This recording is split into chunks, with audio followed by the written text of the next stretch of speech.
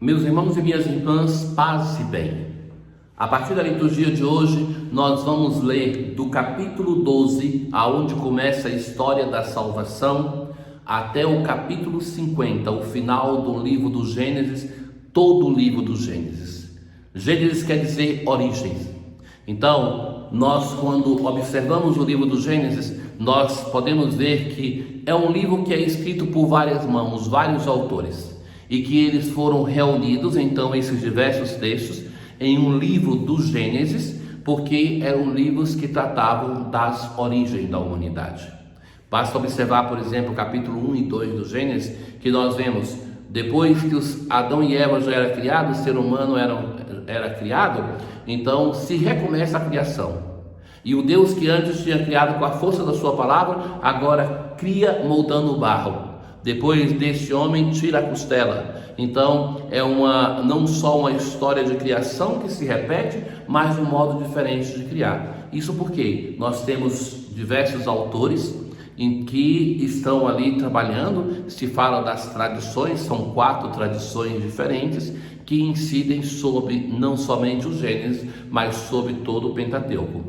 Ora, a partir do capítulo 12, nós vamos entrar na história dos patriarcas. O primeiro deles, Abraão. Esses patriarcas, eles vão ser muito humanos, vão ter erros assim, morais que nós condenaríamos com muita facilidade, mas se conta uma história onde se mostra a força da graça de Deus. Não é porque são merecedores, mas porque Deus ama. O primeiro patriarca é aquele que é chamado pai na fé de todas as religiões monoteístas. Todos nós, os judeus, os cristãos, os muçulmanos, reconhecemos em Abraão o nosso pai na fé. E assim começa a história de Abraão. Abraão, um ancião, e um ancião quer cada vez mais se mover menos. Então ele, na sua dimensão de um ancião ao lado de uma mulher anciã que não tem filhos, vai ouvir do Senhor: sai da tua terra, da tua família e da casa do teu pai e vai para a terra que eu te vou mostrar. Mas Deus determina a Abraão em imperativo: sai, abandona tudo, vai. Mas todas as promessas de Deus são no futuro. Farei de ti um grande povo, te abençoarei, engrandecerei, abençoarei os que te abençoarem, amaldiçoarei os que te amaldiçoarem. Em ti serão abençoadas todas as nações da terra. Então, Abraão não tem muita segurança, porque se por um lado daquilo que ele deve dar é um imperativo, faça, e daquilo que Deus vai dar é uma promessa para o futuro. Mas o texto continua dizendo assim: e Abraão partiu. Abraão obedece. Abraão nesse momento vai ter 75 anos. E mais na frente Deus continua com a sua promessa. E essa promessa sempre no futuro: darei essa terra à tua descendência.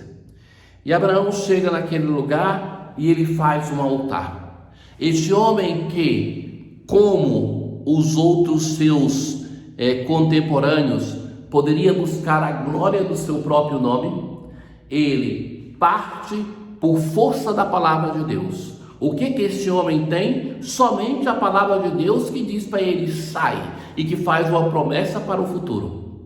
Mas aonde ele chega, ele vai edificar algo não para si, mas vai erguer um altar ao Senhor que lhe tinha aparecido a primeira vez.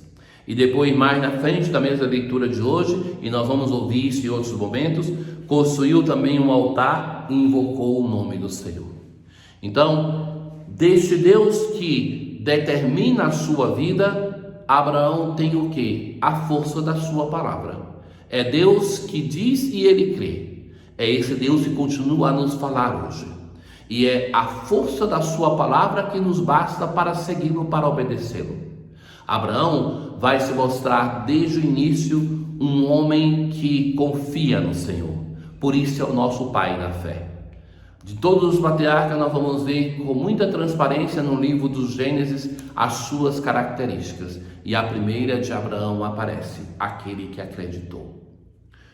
Nós, no Evangelho de hoje, continuamos a ouvir, e cada vez mais se está concluindo o Sermão da Montanha. E Jesus agora, depois da oração do Pai Nosso, que está no centro do Sermão da Montanha, Jesus começa a declinar algumas coisas que nascem a partir do próprio Pai Nosso. Então, se lá dizia te perdoar, aqui no Evangelho de hoje Jesus começa assim: não julgueis e não sereis julgados, pois vós sereis julgados com o mesmo julgamento com que julgardes, e sereis medidos com a mesma medida com que medirdes. Diante do nosso irmão que erra, nós não somos chamados a ser cegos. Nós podemos ver claramente que ele errou, devemos até ajudá-lo, mas isso não pode ser um motivo para que nós julguemos a vida do nosso irmão. Quem tem o direito de julgar e antes de julgar ama é Deus. E muitas vezes o nosso julgamento sobre o nosso irmão não é baseado no amor. Não temos a capacidade de amar até o fim para depois ir ao seu encontro para ajudar o nosso irmão. Então, assim como do perdão no Pai Nosso nós pedimos ao Senhor para perdoarmos como nós perdoamos, o Senhor agora vai dizer: do mesmo modo que você julga o teu irmão, você vai ser julgado. O Evangelho de hoje continua e Jesus faz uma comparação. Por que observas o círculo do olho do teu irmão e não prestas atenção à trave que está no teu próprio olho? Quantas vezes na nossa relação com o próximo nós nos irritamos, nós perdemos a paciência com coisas que para nós é absurda da vida do nosso irmão e nós não percebemos que nós temos coisas muito mais graves. É muito interessante quando as pessoas no sacramento da reconciliação, elas nem se apercebem disso. E às vezes chegam e falam que estão indignados com alguém porque fez isso, uma coisa que ela pensa que está errada e condena e nem sabe que aquela pessoa está certa, e confessa pecados tenebrosos, pecados mortais.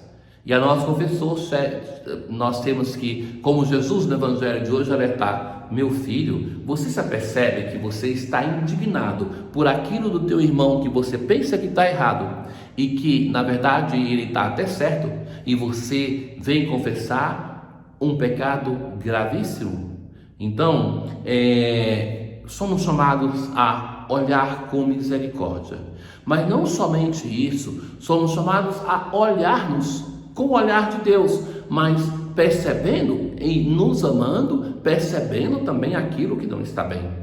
Sabe que era um clássico na vida consagrada, antes do concílio, a prática do capítulo das culpas, que a comunidade se reunia e então todo mundo, cada um por sua vez, confessava diante dos outros publicamente os seus pecados. Mas também a comunidade poderia chegar a um nível de maturidade que cada um podia dizer ao outro o que não estava bem para os outros. E isso é importante porque nós não nos vemos a partir do exterior. Então, muitas vezes, nós não vemos os nossos próprios defeitos. Então, o irmão que diga nos ajuda. Mas também, às vezes, nós temos coisas que não são defeitos, ou que nós nem mesmo temos, mas o nosso modo de ser transparece isso para os outros e nós pensamos que está tudo bem. Então, o ponto de vista do outro é determinante no nosso caminho de fé, porque sem o outro que nos diga: olha, você é assim, assim, assim, mesmo que nós não sejamos, nós podemos estar transmitindo que somos assim. Então, isso nos ajuda a crescer. Então, seria desejável que em todos os nossos grupos de igreja nós tivéssemos essa possibilidade de, com serenidade, dizer ao outro, porque assim cada um de nós pode fazer grandes atalhos no caminho de santidade, de crescimento, porque ao invés de estar no esforço de ver-me como eu sou, alguém me ajuda a enxergar a minha própria realidade. Ora, se nós não somos capazes de ver nossos defeitos, o Evangelho Jesus nos chama hipócritas. Olhemos para o nosso coração, e o caminho de fé é sobretudo um caminho para a minha conversão e não para querer com o Evangelho mudar a vida dos outros. O Senhor esteja convosco, Ele está no meio de nós. Abençoe-vos o Deus Todo-Poderoso, o Pai, o Filho e o Espírito Santo. Paz.